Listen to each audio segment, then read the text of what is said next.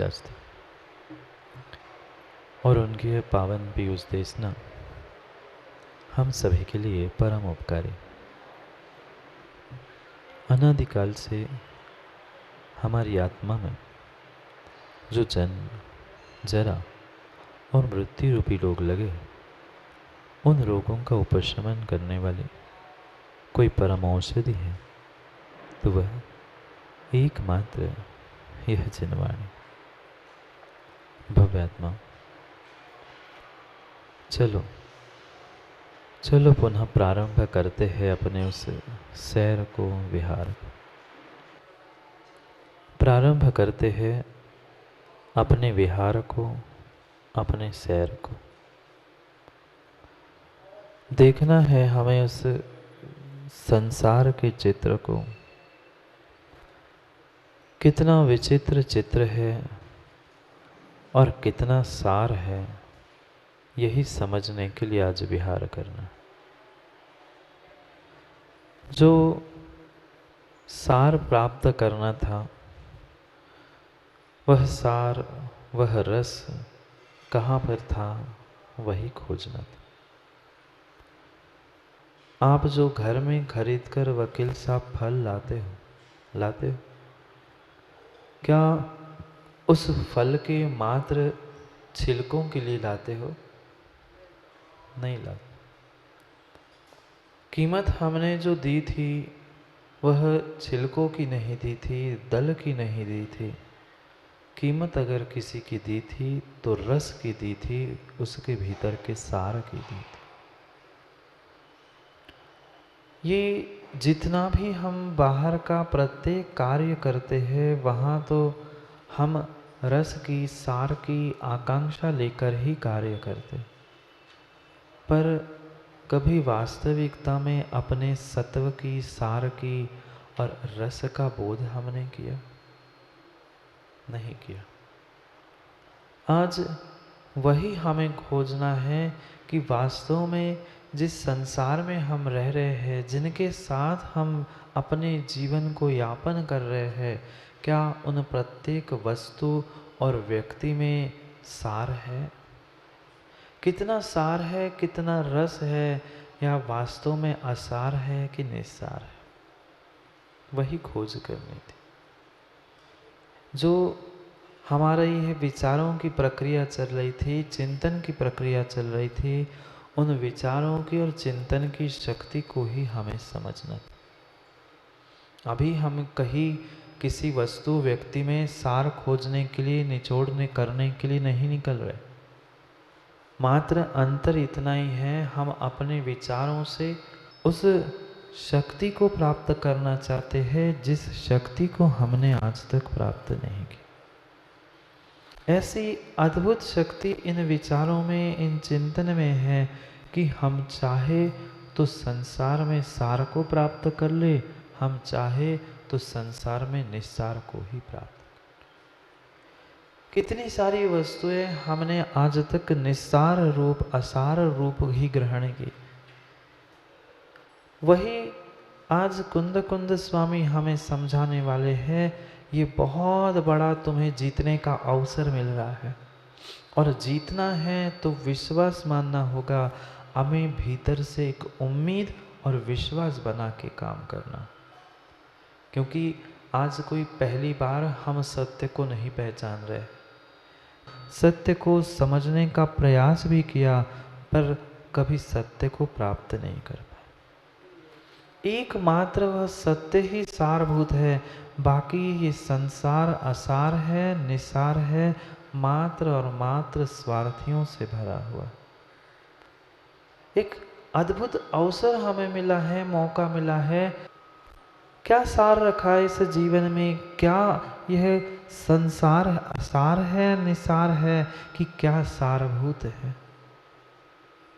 उस संसार के ही विषय में हमें समझना है, क्योंकि ये असार, ये निसार, संसार, सबके पीछे शब्द लगा है चंद्र जी, सार। शब्द चाहे संसार हो, असार हो, निसार हो, सबके पीछे सार लगा है। जो रसभूत द्रव्य में सार होता है, उस सार को ही हमें आज समझना। कितने कितने संसार में घूमते घूमते समय बीत गया, फिर भी हम वास्तविकता को नहीं समझ पाए कि वास्तविकता में संसार की दशा क्या थी। क्या करें, जीवन तो जीते आए माँ, पर जीवन जीने की कला नहीं सीख पाए। हमारी सबसे बड़ी हार जीवन में यही रही कि हमने जीवन में कार्य करते समय उम्मीद हार ली। पढ़ाई करते समय हमने यही सोचा मैं पढ़ाई कर लूँगा, मैं पढ़ाई कर लूँगा, ज्ञान अर्जन करूँगा, थोड़े से पैसे कमा लूँगा, घर परिवार चला लूँगा। ये सब कुछ करने के बाद भी अब क्या आगे वकील साहब बचा? कुछ नहीं बचा। जो जिस जिस अवस्था में हमने सोचा था वह हमने सब कुछ सब अवस्थाओं में प्राप्त करने का प्रयास किया। क्या जितना प्रयास किया उतना मिला? जितना सोचा उतना हमने प्रयास किया? बहुत अच्छे से समझना, जब इतना सोचते हैं तब इतना सा पुरुषार्थ करते हैं, और जब इतना पुरुषार्थ करते हैं तो माँ इतना सा मात्र मिलता है। चाहे अच्छा हो चाहे बुरा हो, प्रत्येक के लिए हमें ये निर्णय करना है, क्योंकि हमें जीवन में आज तक हारते हुए समय बीता, अब जीवन को जीना है। जीवन को जीना है, वास्तविकता का बोध करना है हमें। क्योंकि आज तक हमने जो सुख दुख देखा था इस संसार में, सुख के लिए जिसके पीछे हम दौड़े, वह प्रत्येक स्थान में हमें दुख और दुख ही मिला। मिला सुख? नहीं मिला। आज तक सुख ना मिला, और शायद ऐसा ही कार्य पुनः करते रहेंगे तो पुनः सुख मिलने वाला नहीं है। इसलिए विचार करना है हमें उस सुख दुख के बारे में कि वास्तविकता में हमने आज तक क्या किया। क्योंकि बहुत अच्छे से समझना, कुछ दिनों से हम अपने भ्रम को मिटाने का प्रयास कर रहे। जो वस्तुएं व्यक्ति मेरे कॉन्टैक्ट्स में आए थे, जिनसे मेरा संपर्क हुआ था, मैंने उन सभी को अपना स्वरूप मान के रखा था, उनको मैं अपना ही मान के रखता था। पर धीरे धीरे एक एक भावनाओं के द्वारा, अपने चिंतन के द्वारा हम इस निष्कर्ष पर पहुंच रहे थे कि संसार की प्रत्येक ये संपर्क, ये संबंध, ये कॉन्टैक्ट्स मात्र क्षणभंगुर है, चंद दिनों के लिए है। चाहे माता पिता का संबंध हो, भाई बहन का संबंध हो, धन संपत्ति पद ऐश्वर्य, किसी भी प्रकार का ये पर संबंध हो, वह परिपूर्ण रूप से मेरे लिए अशरणभूत था, अनित्य ही था। क्या करे, अनादि के संस्कार ऐसे हमारे भीतर पड़े हैं कि हमें कई कई महीनों की मेहनत चाहिए पड़ेगी, तब जाकर सत्य और यथार्थ का बोध होगा और उससे हम जी पाएंगे। बहुत आसान है, बहुत ही आसान है किसी को अपना कहना, अपना समझ लेना, पर उतना ही कठिन है ये अनित्य अशरण को समझ लेना। क्योंकि हमारा प्रयास चल रहा था वह ज्ञान के साथ अनुभूति, और अनुभूति के साथ इन दोनों को एक साथ लेकर मैच करके चलना था। अनुभूति भिन्न हो रही थी आज तक, और ज्ञान हमारा भिन्न था।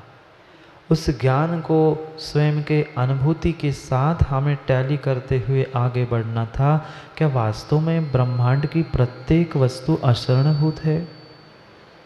पर आज तक क्यों मैं उसे शरणभूत मान रहा था? यही भ्रम हमें अनित्य भावना ने दूर कर। अगर इस ब्रह्मांड में, इस लोक में, इस संसार में अगर कोई हमारे लिए नित्य ध्रुव शाश्वत वस्तु कोई मिलने वाली है तो वे पंच परमेष्ठी के 5 पद है।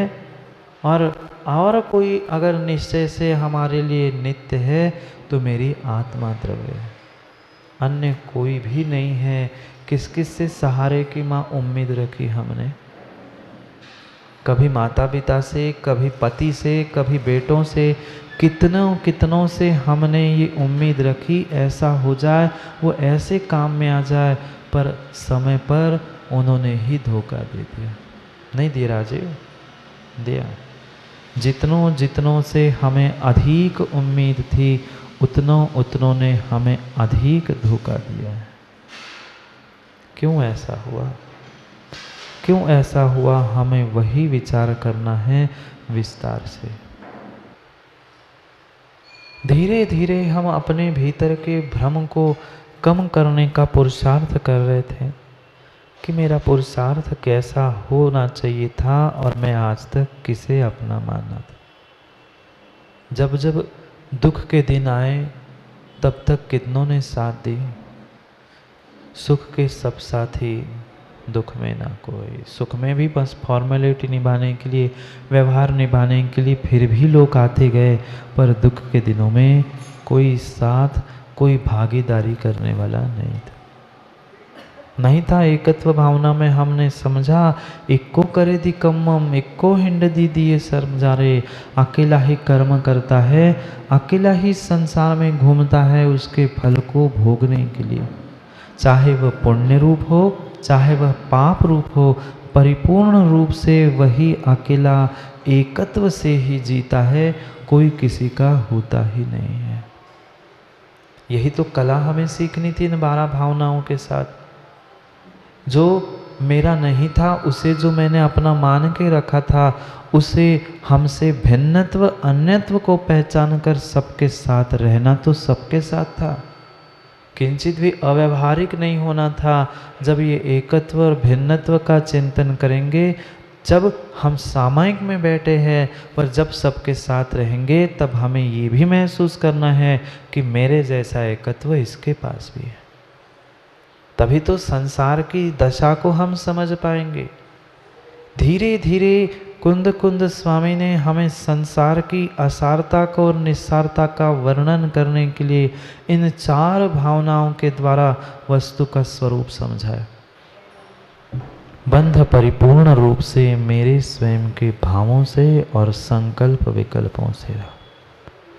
कितने नाना प्रकार के परिणाम हमने किए, नाना प्रकार के हमने विचार, संकल्प विकल्प किए, और विश्वास मानना उसी के कारण हम सुखी दुखी होकर संसार में भ्रमण कर रहे हैं।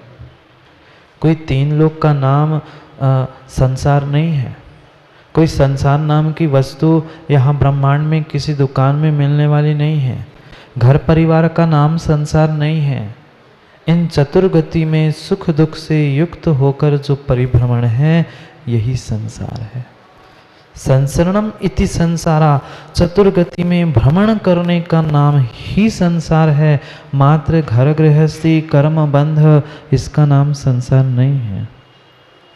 जो पर वस्तु को हमने शरणभूत, पर वस्तु को नित्यभूत माना था, अन्यत्व और एकत्व को छोड़कर इस भ्रम के कारण मैंने जो पल पल दुख उठाए, संकल्प विकल्पों को प्राप्त किया, परिणामों को संश्लेषित किया, उसके कारण जो जो हमें कर्म का बंध हुआ है, वह कर्म के बंध से जो हम संसार में भटक रहे हैं, ये भटकाव ही संसार है। अन्य कोई किसी का नाम संसार नहीं है। मत खोजो किसी के दोष को, मत लगाओ किसी पर लांछन, मत उठाओ किसी पर उंगली कि इनके कारण मेरे साथ ऐसा हुआ, इन्होंने मेरे साथ ऐसा किया, नहीं किया। ये पंच परावर्तन में घूमने का अगर किसी को श्रेय जाता है संसार के, तो परिपूर्ण रूप से आपको आपका श्रेय है। किसने भेजा आप लोगों को इस पंचम काल में? किसी और ने भेजा माँ? किसी और ने आपको स्त्री पर्याय प्रदान की? नहीं की।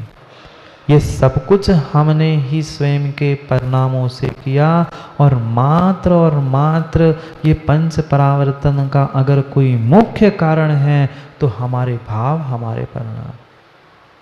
कैसे भाव और कैसे परिणाम? क्योंकि कार्य तो हर कोई देखता है, कार्य को देख लेना आसान नहीं, क्योंकि कार्य आपके सामने है, पर उसके पीछे के कारण क्या थे, उन कारणों को भी हमें समझना आवश्यक। कैसे कैसे कारण और कैसे कैसे क्षण क्षण में परिणाम करते हैं। जितने सगे संबंधी मित्र माता पिता हम जितनों से बातें करते हैं, वह हमारी बातें सब कुछ संयम बनावटी होती है। जितनों से भी घर परिवार से मित्र परिवार से जो हम बातें करते हैं, जो हम अपने दिल की भी बात बताते हैं, वह सब कुछ बातें माँ बनावटी होती नहीं होती, होती है। हमारी वह प्रत्येक बात बनावटी होती है। अंदर की वास्तविक बात हम कहते ही नहीं हैं और कहने की हमारे पास शक्ति ही नहीं। अगर कह लोगे माता पिता से मित्र परिवार से, तो वो भी सोचेंगे क्या ये भी ऐसा सोच सकता है। क्या भी ऐसे विचार नहीं आते कभी कभी?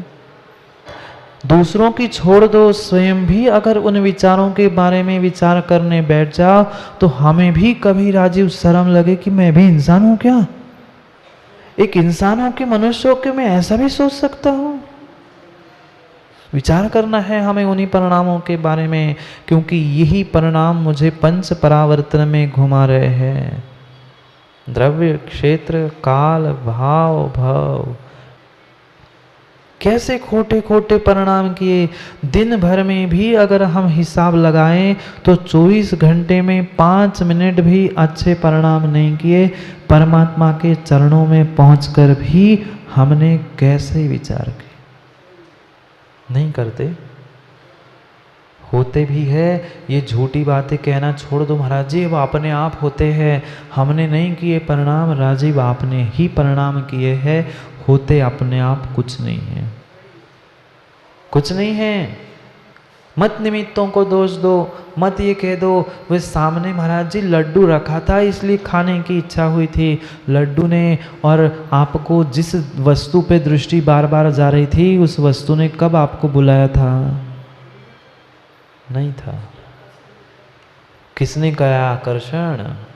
उस व्यक्ति ने, उस वस्तु ने आपको आकर्षित हो जाओ ऐसा कहने के लिए श्रीफल चढ़ाया था? नहीं चढ़ाया था। पर फिर भी हम क्यों उसके प्रति आकृष्ट हुए? ये मेरे मोह की दशा है। इस ब्रह्मांड में ज्ञानावरणी दर्शनावरणी इन सभी कर्मों में कोई सरताज है तो एकमात्र मोहनीय कर्म है। यही तो सबका राजा है। और उसके कारण कैसे कैसे हम खोटे खोटे परिणाम कर बैठते हैं। स्वयं को भी कभी जो युवा अवस्था में बचपन में हमने जो परिणाम किए हैं, कभी प्रौढ़ और बुजुर्ग होने पर स्वयं उन परिणामों के बारे में कृत्य कुछ नहीं किया। शरीर से कुछ भी हमने पाप नहीं किया, कुछ गलत नहीं किया, पर सोच क्या सोचा था वो भी कभी आगे बढ़कर सोचेंगे तो स्वयं को शर्म लगेगी। मैं भगवान का अभिषेक करने वाला, मैं त्यागी व्रती, और मैं ऐसे विचार कर सकता हूँ? पर ऐसे विचार ऐसे परिणाम हम कर चुके होते हैं। कर्म बिना बुलाए नहीं आते, बिना बुलाए नहीं आते। वे आपसे भी बहुत बड़े वाले हैं। जैसे यहाँ भी बहुत सारे लोग होते, हमें काहे नहीं बुलाओ, हम भी कर देते, हमें काहे नहीं कहा। कर्म तो तुमसे भी बड़े वाले हैं। तुम बिना बुलाए हुए कर्म भी किंचित नहीं आते। समझना है हमारे परिणामों को।